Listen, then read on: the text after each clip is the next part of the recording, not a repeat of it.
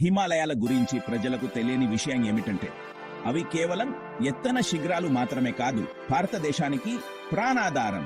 మధ్య ఆసియా నుండి వచ్చే చల్లని గాలులను అడ్డుకుని వర్షాలను తీసుకురావడం ద్వారా వాతావరణాన్ని రూపొందిస్తాయి. అవి లేకుంటే భారతదేశం ఎడారిగా మారేది. ఈ పర్వతాలు సస్యరక్షకులుగా వ్యవహరిస్తాయి, దండయాత్ర నుండి కాపాడుతాయి. మరియు నదుల గురించి మాట్లాడుకుందాం. గంగా వంటి ప్రధాన నదులు హిమాలయ హిమనీనదాల నుండి ఉద్భవించి ఏడాది పొడవునా అందిస్తాయి. ఈ నదుల సారవంతమైన నేల ఉత్తర భారతదేశ్ మైదానాలను అత్యంత సారవంతమైన భూములుగా మారుస్తుంది. హిమాలయాలలోని లోతైన లోయలు ఆనకట్టలకు అనువన్నవి ఇళ్లకు మరియు పరిశ్రమలకు విద్యుత్తును అందిస్తాయి.